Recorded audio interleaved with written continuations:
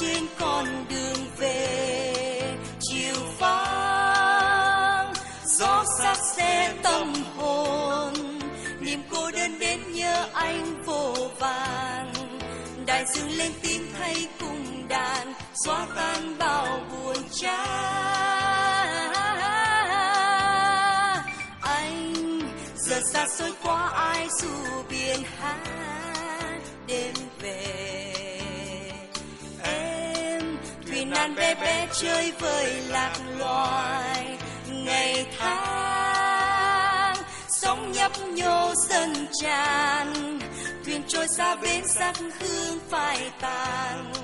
Này anh yêu hỡi em mong chờ, hãy đưa em vào bờ.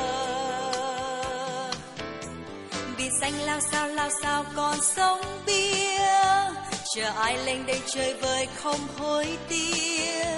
Dù anh quên đi không nhớ đến giấc mơ hôm nào. Đại dương thanh thang mênh mang bao lớp sóng, nụ hôn đôi ta trao nhau trên cát trắng. Ngày nào mê say bên nhau em vẫn nhớ, và mãi mong chờ dù đến bao giờ.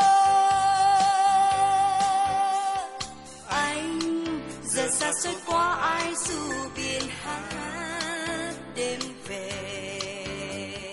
Em thuyền nan bé bé chơi vơi lạc loài. Ngày tháng sóng nhấp nhô dâng tràn, thuyền trôi xa bến sắc hương phai tàn. Này anh yêu hỡi em mong chờ, hãy đưa em vào bờ.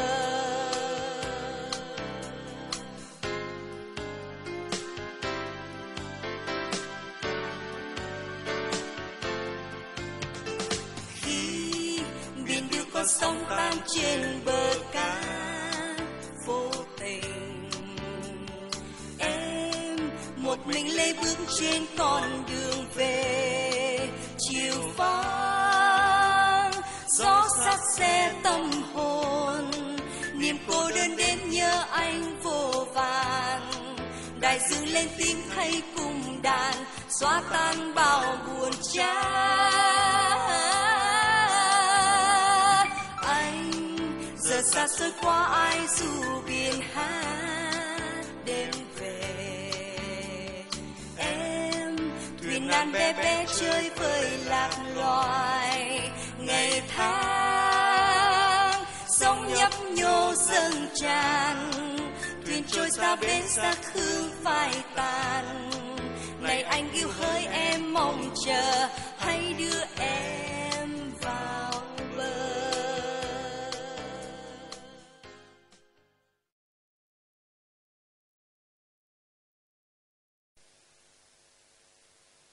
Yến mới nói gì? Tôi nói, anh hãy đi hỏi người đàn bà đã khuyên anh nên tìm kiếm một cô vợ giàu. Bà ta còn nói, nếu anh kiếm không được, bà ta sẽ giới thiệu giùm cho. Sao Yến biết? Tôi còn biết nhiều hơn vậy nữa. Tôi cảm ơn bà ta đã khen tôi. Coi bộ cũng có nét đó. Gương mặt này thì đa tình hết biết.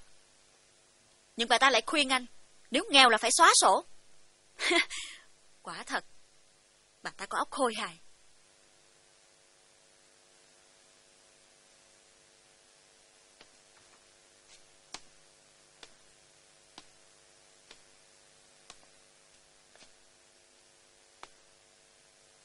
Tôi biết, mọi lỗi lầm là do tôi hết. Chỉ tiếc rằng sự trả giá này quá đắt. Suốt đời, tôi không thể quên được. Sau những gì đã xảy ra cho anh, tôi không muốn gây thêm đau khổ nữa. Nhưng tôi không thể làm khác. Cuối cùng, tôi muốn nói với anh một điều. Yên cứ nói, tôi nghe đây. Trong nghề nghiệp nào cũng vậy, nhất là trong nghề nghiệp của anh, có rất nhiều cám dỗ. Hãy cẩn thận, sống sao cho trong sạch. Trong tai nạn ở công trường vừa qua, cách xử sự của anh là thiếu trách nhiệm, thiếu lương tâm. Bồi thường cho nạn nhân, như vậy vẫn chưa đủ. Còn công trình thì sao? Xây dựng thiếu xi măng, thiếu sắt. Công trình có thể sụp đổ trong một ngày nào đó. Tai hại biết bao nhiêu. Yến nói đúng. Tôi vẫn chưa hết ray rứt về việc đó. Tôi mong sau này anh không còn dùng những thủ đoạn thấp kém để tự bảo vệ mình nữa. Hãy bảo vệ anh, gìn giữ tương lai anh bằng chính tài năng của mình. Anh đừng nghĩ là tôi nhiều chuyện. Tôi đang nói những gì mà tôi đang suy nghĩ trong lòng.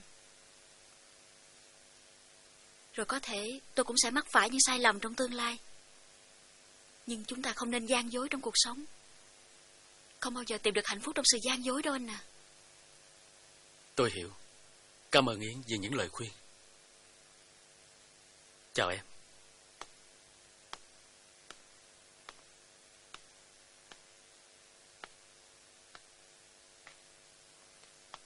Chào anh. Mong rằng anh sẽ mang lại hạnh phúc cho Yến, một cô gái rất đáng yêu. Tôi sẽ cố gắng.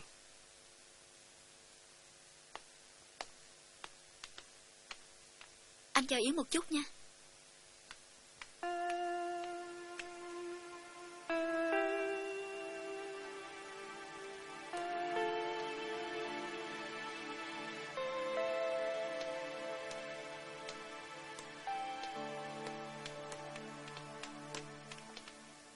Đóng kịch xong rồi, tôi xin về. Sao vậy? Anh giận tôi hả? Tôi rất tiếc đã để cho cô dùng tôi làm phương tiện để trả thù.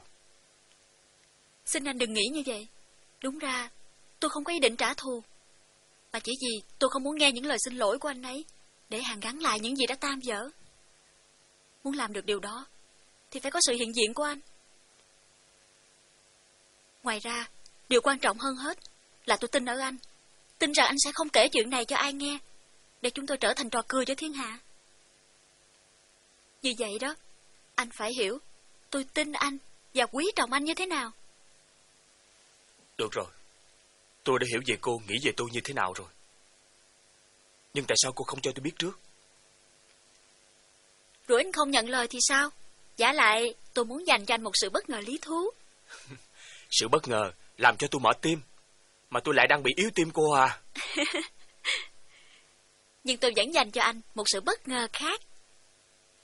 Có thể tiết lộ được không? Nhờ có anh mà tôi đã dứt khoát được một chuyện cần dứt khoát. Anh xứng đáng được thưởng. Yến định thưởng tôi cái gì nào? Một chầu chè hạt sen ấn ngoài đầu đường. Đồng ý không? Đồng ý. Đi. Yến. Chuyện của mày với anh chàng Phong tới đâu rồi? Kể tao nghe đi. Chẳng đi tới đâu hết. Tao thấy anh chàng có vẻ nặng tình với mày lắm đó.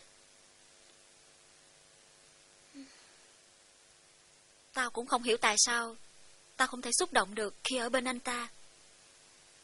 Có lẽ tao không thích hợp với những anh chàng thư sinh yếu đuối. Vậy chồng mày phải là võ sĩ, phải không? Tầm bậy. Thật ra, cái ý định ban đầu của tao khi đến với chàng Phong là trả đũa cái vụ trong bệnh viện, và là sự đùa cợt mà thôi. Chẳng phải vậy đâu. Chuyện tình yêu đôi lúc chẳng có lý do gì cả. Đùa mà thành ra thật. Thật lại quá ra đùa. Đừng tìm hiểu vô ích. Đúng vậy. Không yêu được là không yêu được. Chỉ vậy thôi.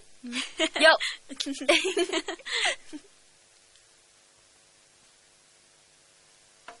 Cảm ơn anh Khánh đã đem rượu đến chung vui với chúng ta. Hôm nay ngày vui của tôi.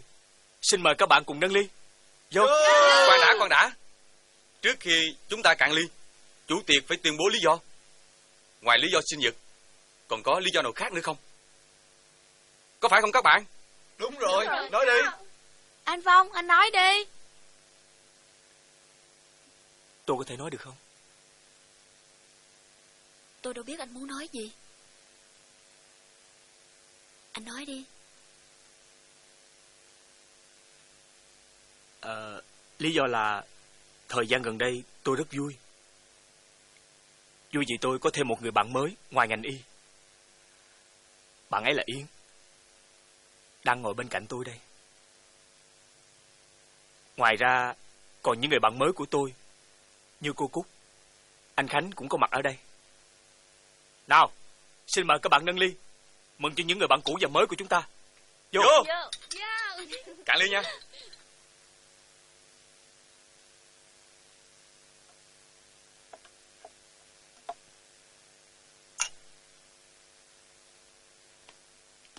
Xin mời các bạn cứ tự nhiên. Vậy mình mời Phong một ly. Cảm ơn. Xin mời. Mời. Hay lắm. Ly nữa đi chứ. Lâu lâu mới có dịp mà. Mời. Làm hết chỗ này luôn. Uống hết nha.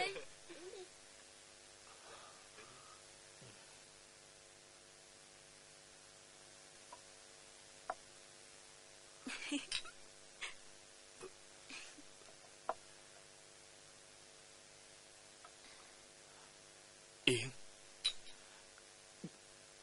cô nên hiểu rằng nếu thiếu cô, tôi sẽ không sống nổi. Lúc nào tôi cũng nhớ đến cô.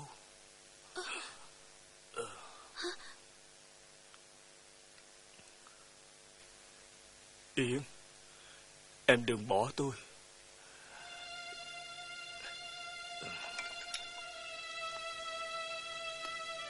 Chắc là bữa tối sinh nhật cô giận tôi lắm phải không? Chuyện đã qua rồi. Tôi biết lúc đó anh sai. Đáng lẽ tôi không nên quá chén, nhưng tại vì tôi quá vui. Tôi xin lỗi cô nghe. Không có gì phải xin lỗi. Tôi hiểu anh mà. Tôi rất cảm ơn tình cảm anh đã dành cho tôi. Nhưng hôm nay tôi muốn nói rõ cho anh một chuyện. Vâng, tôi xin nghe.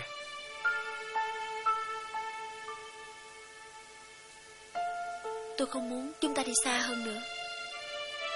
Cô nói sao? Tôi mong rằng tình cảm chúng ta hãy dừng lại đúng lúc này. Muộn quá rồi. Tôi không thể nào dừng lại được. Rất nhiều lần tôi muốn quên cô.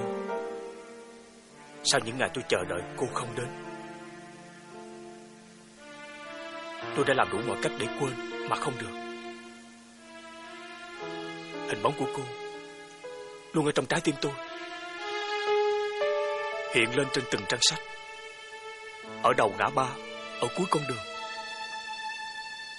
trong lớp học, trong bệnh viện và ở khắp nơi. Rồi thời gian sẽ giúp anh quên. Và chắc chắn anh sẽ quên. Tôi rất tiếc, chỉ vì một sự vui đùa và một chút tò mò, tôi đã đến với anh. Nhưng dù sao thì tôi cũng đã đến, và chúng ta cũng đã có một tình bạn tốt đẹp. Tình bạn ấy sẽ tốt đẹp mãi nếu chúng ta chỉ là bạn. Tình yêu tự nó đến, không ai ép buộc nó được. Mong anh hiểu cho tôi. Tôi buồn, nhưng tôi không oán trách cô đâu. Tôi cũng không phải là một kẻ đi gian sinh cầu khẩn một tình yêu. Tôi biết con người anh là như vậy. Tôi rất có cảm tình với anh, nên tôi muốn giữ lại những gì tốt đẹp hiện nay. Tôi muốn tránh cho nhau hoàn cảnh khó xử về sau.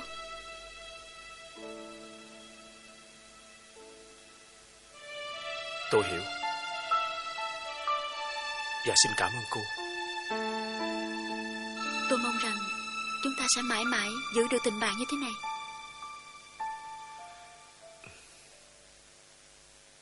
Tôi sẽ cố gắng.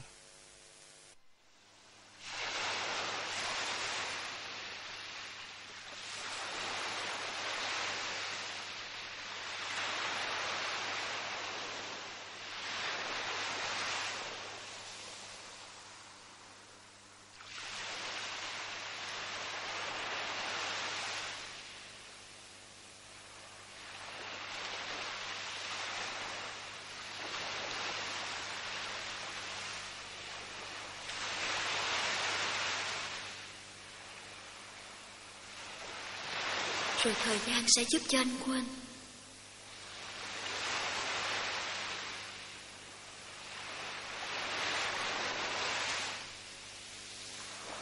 Mình sẽ quên. Sẽ quên.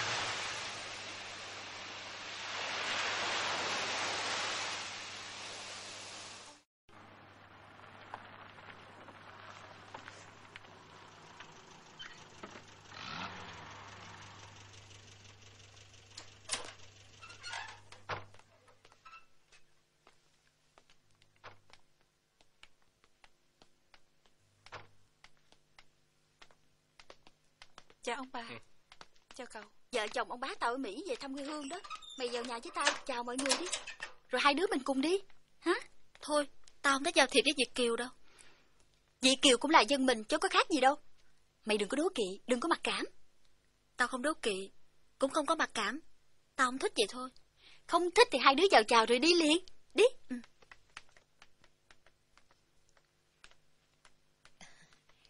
Con chào hai bác. Chào con. Chào ông bà, chào hai bác. Chào cháu.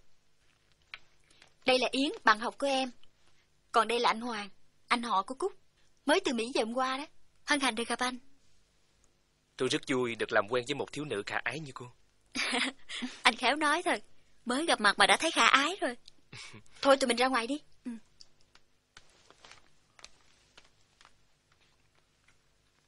Lần này về, anh chỉ có chuyện gì quan trọng nữa không? Lâu quá, nhớ quê hương và muốn thăm lại mọi người. Chỉ có vậy thôi. Và tôi cũng tính tìm thêm một cô dâu đó chứ. Dạ, cũng có thể năm sau. Chúng tôi cũng sẽ mời anh chị về dự đám cưới của cháu Cúc. Dạ.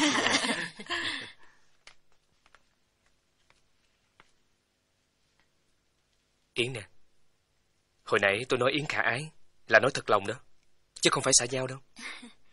Xin cảm ơn anh. Tôi rất vui khi được Yến hiểu cho.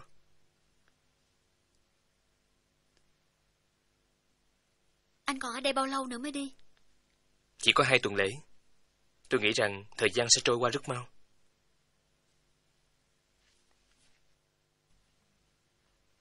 Thôi ở nhà chơi với hai bác, tụi em đi nha.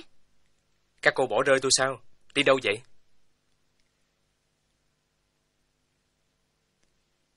Chúng tôi đến một phòng triển lãm tranh mà người họa sĩ có tranh trưng bày là người bạn già láng giềng của ba tôi. Tôi có thể cùng đi với 2 cô được không? Ở nhà cũng chẳng biết làm gì. Tùy anh, biết đâu anh sẽ mua được một vài bức tranh giúp đỡ một họa sĩ nghèo. Để tôi lấy xe, 2 cô chờ nghe. Dạ.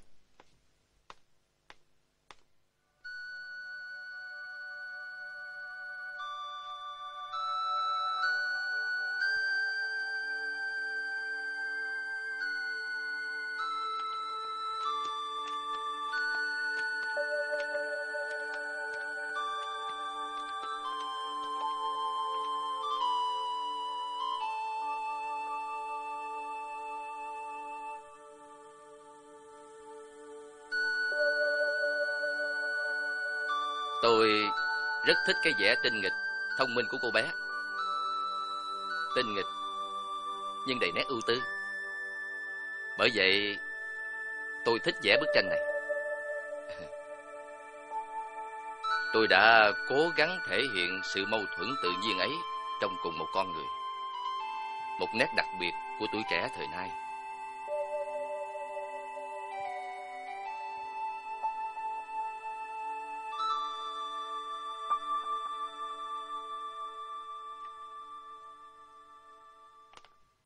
Anh không định mua bức tranh nào sao?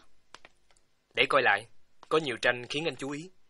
Đừng mua bức chân dung của cô bạn em nha. Ông họa sĩ không có bán đâu. Sao vậy? Bởi vì ông ta hứa tặng cho Yến khi nào Yến đi lấy chồng. Có đúng vậy không cô Yến? Dạ đúng. Nhưng ngày ấy còn xa.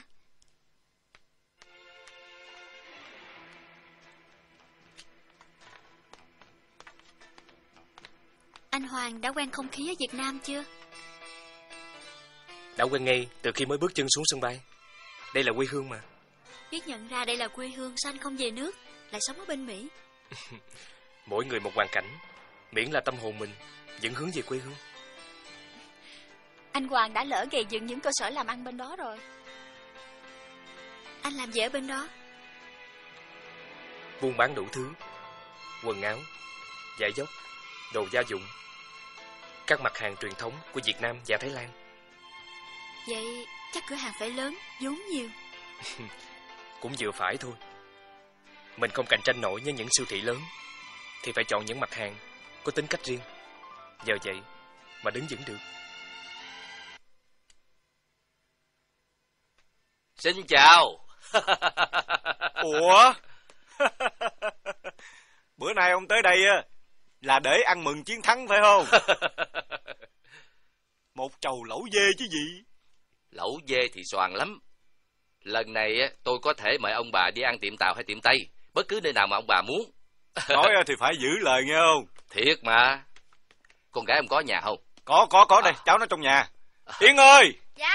Có bác tới thăm nè con. Chào bác. Con. Mời bác vô chào nhà. Con. Mời vô.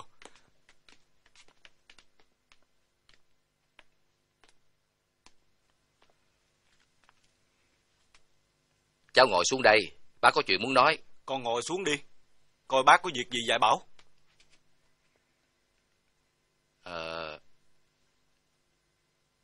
Cậu Việt Kiều đi với hai cháu đến phòng triển lãm tranh của bác bữa đó. Chiều nay có trở lại. À, đó là anh Hoàng, anh họ của Cúc, bạn con. Cậu Hoàng đợi ngày chót của cuộc triển lãm cậu ấy mới trở lại. Có nghĩa là cậu đợi xem bức tranh nào không bán được, cậu ấy mới chọn mua. Vậy anh ấy mua của bác mấy bức? Chuyện ấy không quan trọng bằng chuyện bức chân dung của cháu. Bác đã hứa tặng cháu bức tranh ấy.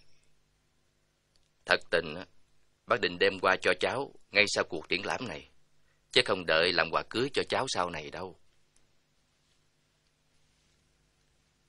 Rồi sao bác? Cậu Hoàng đòi mua bức chân dung ấy với giá $1.000. Bác nói là không thể bán được, vì một lời hứa còn quan trọng hơn nhiều. Cậu ta cũng thấy vậy, nhưng vẫn yêu cầu bác hỏi ý kiến của cháu. Ngoài ra, cậu ta còn mua 4 bức tranh, tĩnh vật và phong cảnh. Tính ra cũng hơn $1.000. Nè, vậy là anh có trên $2.000 rồi. Thừa sức mở tiệc đãi gia đình chúng tôi.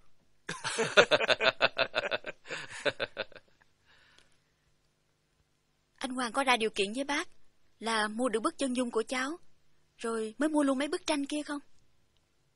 Không. Hai chuyện hoàn toàn khác nhau. 4 bức tranh kia, cậu ấy đã trả tiền và lấy đi rồi. Còn lại bức chân dung của cháu, thì cậu ấy còn chờ đợi ý kiến của cháu. Bác qua đây tìm cháu, không phải là để yêu cầu được bán bức tranh. Bác nghèo, nhưng không đến nỗi phải nuốt lời hứa. Nhưng mà bác thấy cậu Hoàng tỏ ra tha thiết với bức chân dung ấy. Cậu ta hiểu được tiếng nói trong tác phẩm của bác. Đó là điều hạnh phúc nhất của một nghệ sĩ sáng tác. Cháu hiểu bác. Về phần bác, nếu cần tặng không cho cậu Hoàng, bác cũng sẵn sàng. Tội gì? $1.000. Tôi với anh đi nhậu lẩu dê thì biết chừng nào cho hết. Con à, con cứ để cho bác bán đi, rồi khi nào bác rảnh bác vẽ cho con cái khác. Hả? Tôi không dám hứa. Vẽ tranh trả nợ, không có hồn vào bức ấy đâu. Ông đừng có ép cháu.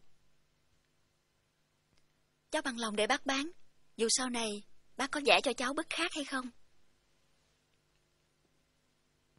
Đừng thương bác mà nói vậy.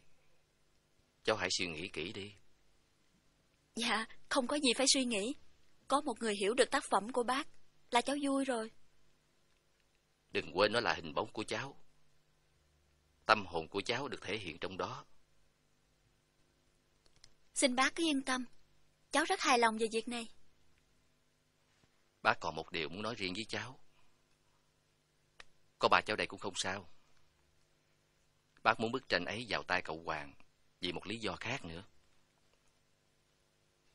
Bác cảm thấy cậu ấy có cảm tình sâu đậm với cháu.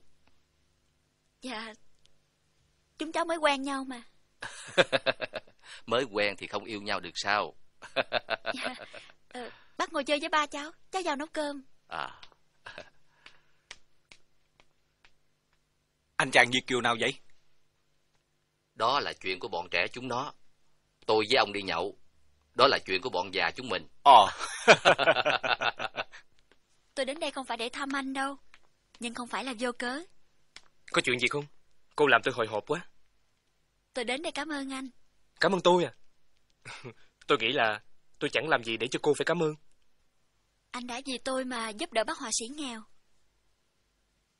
Mời cô ngồi. Dạ.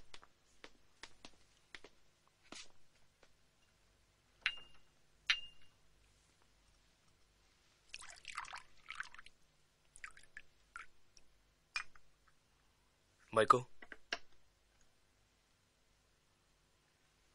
Chuyện giúp đỡ ông họa sĩ, tôi nghĩ là không có.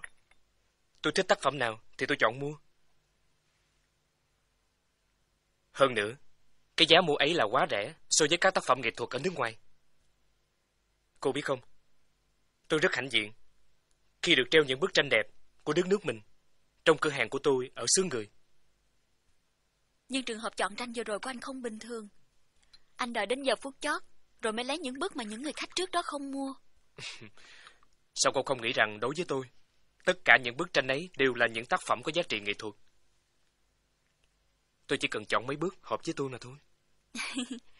Anh giỏi biện luận, nhưng vẫn còn một điều. Vì bức chân dung của cô phải không? Tại sao anh đòi mua cho được? Anh đã biết rằng ông họa sĩ không muốn bán, vì đã hứa tặng cho tôi rồi kia mà. Có hai lý do quan trọng. Thứ nhất, tôi hiểu được những đường nét, màu sắc của bức tranh. Tôi nghe được tiếng nói của tác phẩm và nghe được tiếng nói của người trong tranh.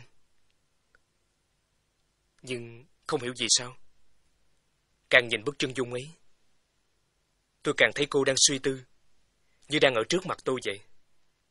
Nó sinh động và ngọt ngào, đến nỗi tôi không thể kiềm giữ cái ý muốn có nó luôn ở bên mình.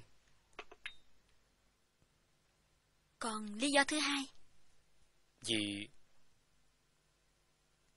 chính người trong tranh. Bỗng nhiên tôi bị thu hút bởi một cảm giác rất dịu dàng,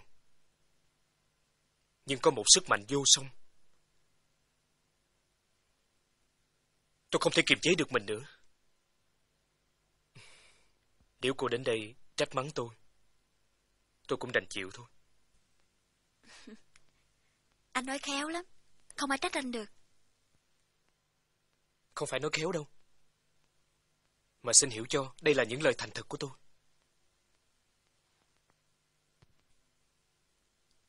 Không còn gì phải hỏi anh nữa. Xin chào anh. Vậy cô cho phép tôi được lấy bức chân dung của cô nghe. Đó là chuyện của họa sĩ, chứ không phải của tôi.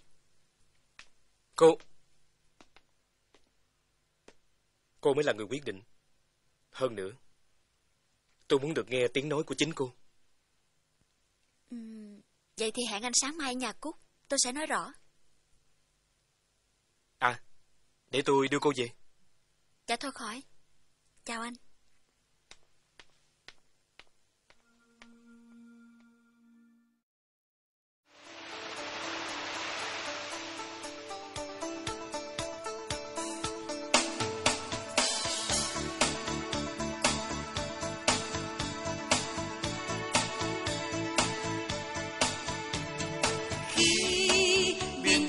Sóng tan trên bờ